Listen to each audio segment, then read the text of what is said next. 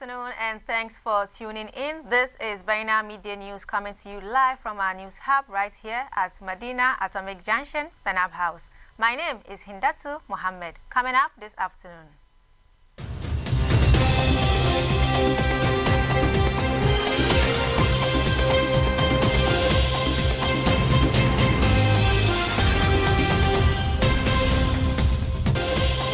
The Ministry of Food and Agriculture is set to begin the distribution of poultry to large-scale commercial farmers in June as part of the Nkukor Nketenketen program.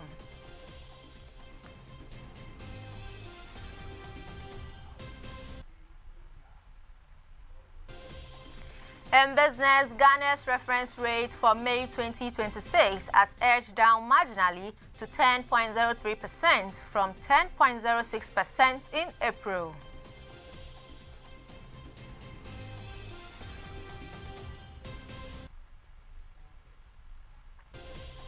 And on the international front, Iran's foreign minister has met his Chinese counterpart in Beijing as tensions with the United States mount over the Strait of Hormuz.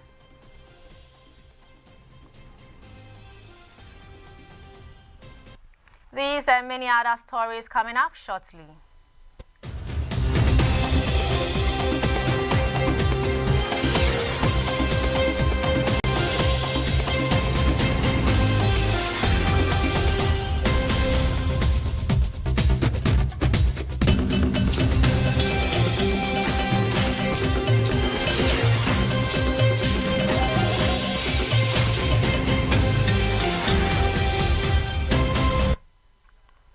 You can also catch us live on Facebook and on YouTube at Baina TV. Now on to our first story. The Ministry of Food and Agriculture is set to begin the distribution of poultry to large-scale commercial farmers in June as part of efforts to revitalize Ghana's poultry industry and reduce the country's dependence on imports. The initiative forms part of the broader poultry revitalization agenda under the Nkukor Nketenketen program, which has already been implemented at household levels across several parts of the country. Chief Technical Advisor to the Minister for Food and Agriculture, Kwesi Etubonde, said the expansion of the program to commercial farmers has been delayed due to pending financial and procurement approvals. Bondi said the government is working to strengthen the entire poultry value chain by encouraging both public and private investment in production and processing. He noted that Ghana's poultry industry faces stiff competition from imported poultry products, many of which are subsidized in their countries of origin. Bondi added that the country must significantly expand its poultry processing capacity to meet domestic demand.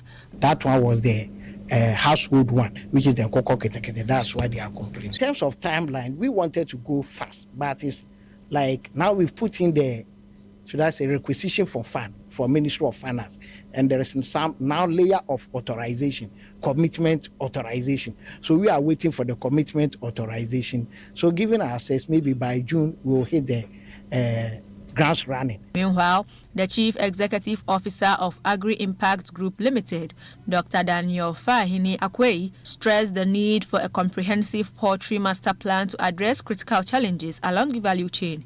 He explained that the Nkukor Nketenketen program represents only one component of a broader poultry revitalization strategy. According to the CEO of Agri Impact Group Limited, data currently being compiled by district authorities will guide the next phase of the program, which aims to expand production capacity and attract investment into Ghana's poultry sector. Cannot supply the plan, a poultry master plan that will look at all the issues along the value chain, distill the critical ones, and then we come up with some recommendations that we can put into an investment brief so that both public sector, private sector, domestic and external people can take this master plan, see where the investment in the ongoing 2026 Basic Education Certificate Examination, following reports of misconduct on the first day of the nationwide exercise. In a statement issued on May 6th, the Minister for Education, Haruna Idrisu, cautioned candidates, teachers, invigilators, supervisors and school authorities to strictly adhere to examinations rule. The examination, which is taking place across the country, is expected to end on May 11th. The ministry said the West African Examinations Council recorded 7 cases of malpractice involving teachers and invigilators in the Central, Bono and Ashanti region on the first day. The ministry described the development as worrying and said it had become necessary to restate its position. It warned that any candidates found cheating, whether through possession of unauthorized materials, collusion, or seeking outside help, risks having their results cancelled. The statement also made it clear that teachers, invigilators, and school authorities who support or ignore malpractice will face serious consequences. These include dismissal, interdiction, and possible prosecution. The ministry said its action formed part of a broader effort to protect the integrity of national examinations. It stressed that malpractice would not be tolerated under any circumstances. Referring to past cases, the statement noted that 40 people were caught last year for their involvement in examination malpractice. Of that number, 8 have already been convicted and sentenced, while the courts are still processing 32 cases. Those convicted have lost their jobs and will be removed from the payroll of the Ghana Education Service. To strengthen monitoring, the ministry said it is working closely with the Ghana Education Service. Together, they have deployed strict supervision measures across all 2,303 examination centers nationwide. The statement cautioned that any attempt to compromise the integrity of the 2026 PEC will attract immediate and severe sanction, while also wishing candidates success in their examination. In other stories, the Minister for Roads and Highways, Governs Kwame Agbodza, has announced that the ministry will initiate legal proceedings to recover approximately $30 million from an Indian construction firm, JMC, over an alleged failure to commence work after receiving mobilization payments for a road project. According to the minister, the company assured the ministry of its technical and financial capacity to execute the contract and successfully secured the award after appealing for consideration. Mr. Agbodza said that despite the significant payments made to the contractor, no meaningful fiscal work has been undertaken at the project site, prompting government action to recover the funds. Although he did not disclose the specifics project involved, he stressed that the ministry would not tolerate contractual breaches that undermines the delivery of critical infrastructure. He added that legal steps are being taken in collaboration with the Attorney General to retrieve the public funds. GMC, an Indian construction company operating across multiple countries, has in recent decades been involved in a range of infrastructure projects, including highways, bridges, flyovers, hospitals, industrial facilities, power plants, and urban development. The company says it has contributed to improving connectivity and urban development in several jurisdictions while expanding its international operations. It also highlights its commitment to efficiency, timely delivery, cost management, sustainability, safety, and regulatory compliance in its construction activities. The government of Ghana has taken swift action to evacuate a Ghanaian national, Emmanuel Asamoah, who was seen in a viral video being arrested by a group of individuals in South Africa in what has been widely described as a xenophobic attack. The video, which circulated widely on social media, captured tense scenes in which Emmanuel Asamoah and several other foreign nationals were confronted and intimidated by individuals accusing them of taking jobs meant for local citizens.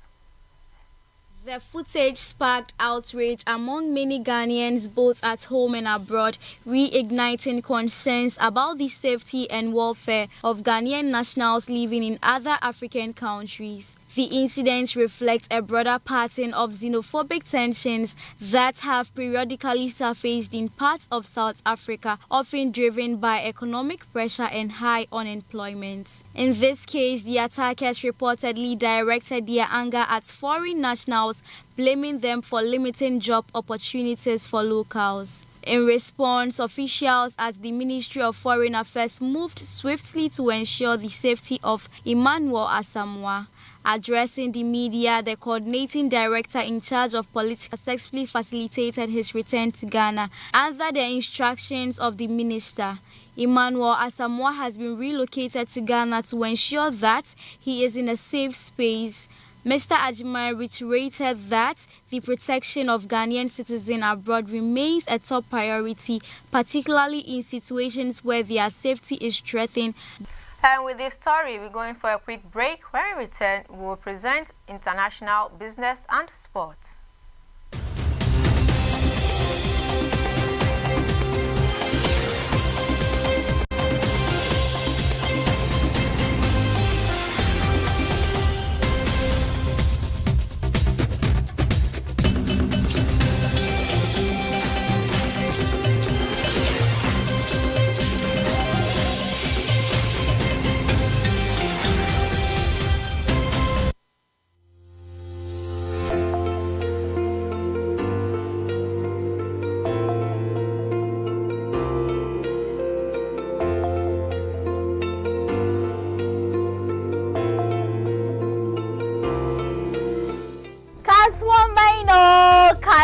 Baina ina masu ciniki me kake sayarwa abincin ci ne ko kuwa rigan sawa ne.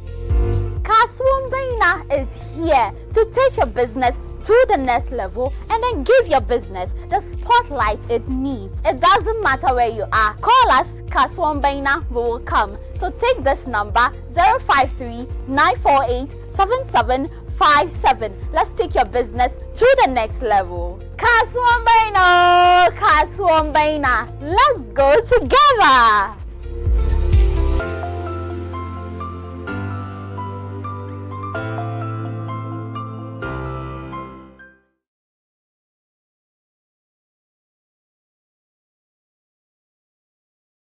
Last season, we saw incredible talent, passion, and purpose. And we delivered on our promises. A fully sponsored Umrah package for our eventual winner.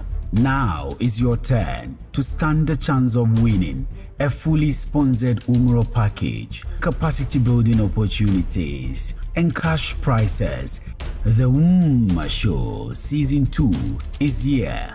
Bigger and better. Are you a young Muslim between 18 and 30? Do you have a talent that can inspire the Ummah?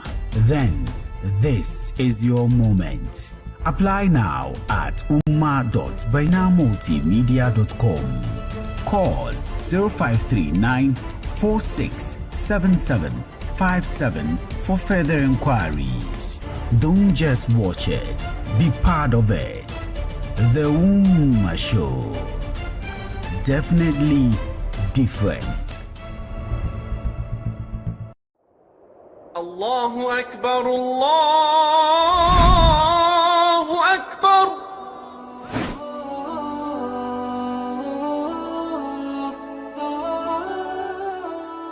The word Islam is an Arabic word which means to surrender.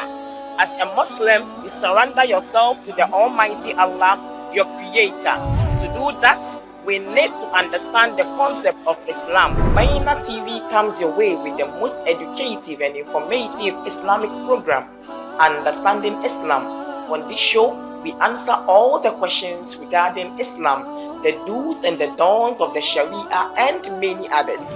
Make a date with me, Aisha Muhammad Saqib, this and every Friday at 10:30 a.m. as we educate ourselves with the knowledge of the Deen.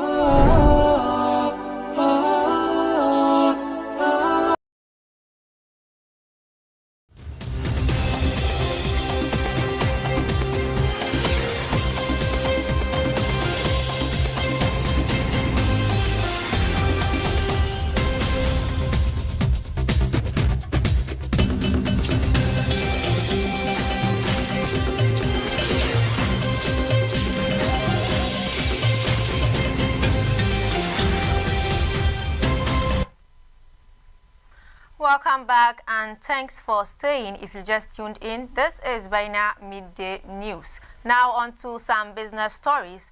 Ghana's reference rate for May 2026 has edged down marginally to 10.03% from 10.06% in April. The figure is based on calculations using a formula adopted by industry players in determining Ghana's reference rate each month. The GRR is the key benchmark used by commercial banks in pricing loans in Ghana. The latest movement could lead to a marginal reduction in lending rates on loans negotiated between May 5th, 2026 and June 1st, 2026. The marginal drop in the reference rate was driven mainly by a slight decline in the interbank rate at the end of April 2026, which fell to 10.30%. At the same time, Treasury bill rates inched up from 4.81% to 4.92%. However, the decline in the interbank rate was enough to offset the upward movement in Treasury bill yields, pushing the Ghana reference rates down from 10.06% to 10.03%. The latest adjustment is expected to trigger another round of lending rate cuts by commercial banks. Borrowers on fixed rate facilities may not benefit immediately. However, customers whose loans are linked to variable rates could see a slight reduction in borrowing costs. Customers with strong credit profiles may also be able to secure loans at single-digit rates. The Ghana reference rate serves as the benchmark for loan pricing across the bank sector.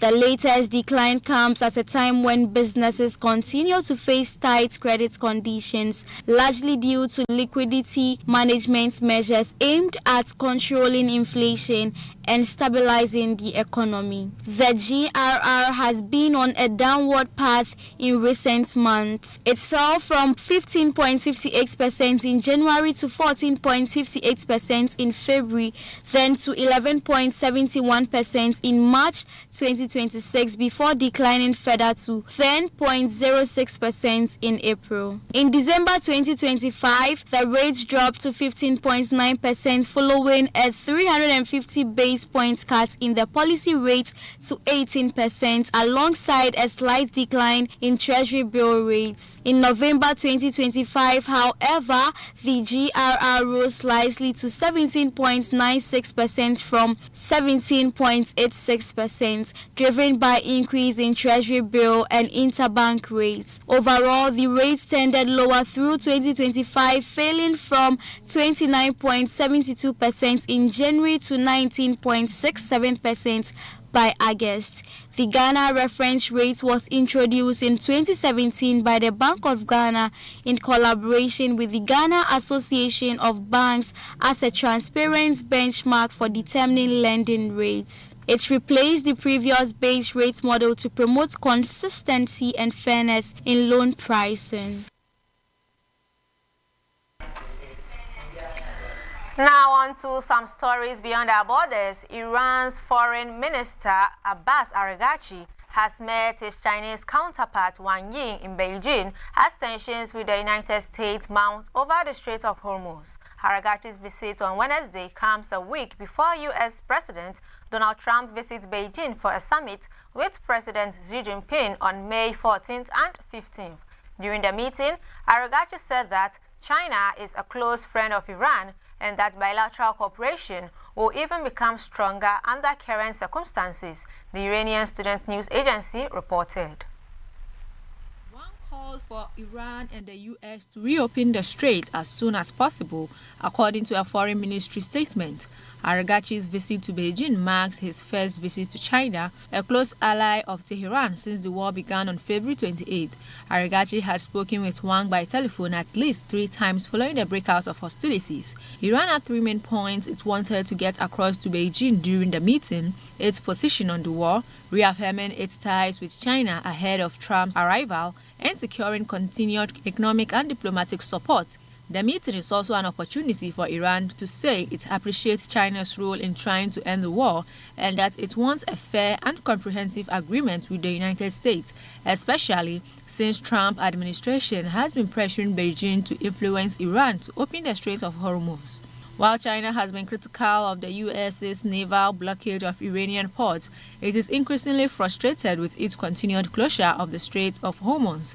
Earlier in Washington, D.C., U.S. Secretary of State Marco Rubio had called on Beijing to press Iran to lift its chokehold on the Strait of Hormuz. Iran, in effect, closed the strait through which 1/5 of the world's oil and gas supplies pass after the war began, pushing fuel and fertilizer prices sharply higher and prompting fears of a global recession. Following a ceasefire in April, the U.S. imposed its own blockade on Iranian ports in a bid to compel Tehran to agree to Washington's terms in peace talks. The war has also strained relations between Washington and Beijing, with the U.S. sanctioning Chinese companies it accuses of purchasing billions of dollars worth of Iranian oil. Beijing hits back on Saturday with the Ministry of Commerce ordering Chinese companies not to